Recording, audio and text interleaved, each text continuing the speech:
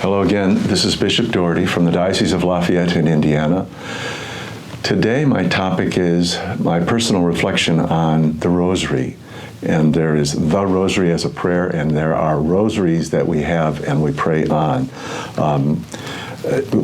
I can remember getting a rosary for First Communion, another rosary for my 8th grade graduation.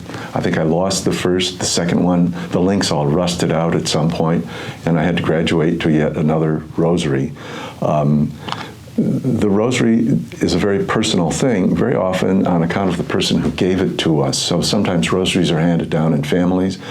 My favorite rosary that I still have, I got about 40 years ago from Sister Fabiola, a Dominican nun in Cincinnati, Wisconsin. It was called Job's Tears, made out of these seeds that were growing there on their property. When I met her and she gave me this rosary, of course, she asked that I would remember her and pray for her. So sometimes you pray for the person who gave you a rosary. The rosary I have here in front of me, which probably shows up great against my black shirt, it was made by Father Pitts, the senior priest of our diocese, who's well over a century old, and I'm grateful. So when I look at that rosary, I think of Father Pitts and we'll say a prayer for him. Is there a favorite way for me to pray the rosary? You know, sometimes it's being in a mood when you don't have time to do anything else, or it's an easy prayer for me to say on the road when I'm driving. You know, it's not distracting. I can still keep both hands on the wheel.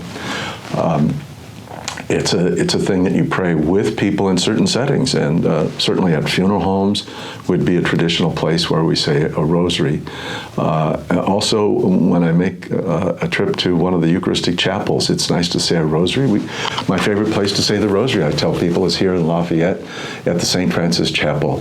It is just a wonderful place that has a lot of its own history, but it seems to just be a good setting for thinking about the Mother of God in front of the exposed Eucharist. So each of you will have a story about the rosary, and maybe a particular rosary. I tell people, if I know that after Pope John Paul II, there are now 4 sets of mysteries, but I think if you learn these mysteries, the names of each decade of the rosary as we pray it, you pretty well tie up the whole catechism.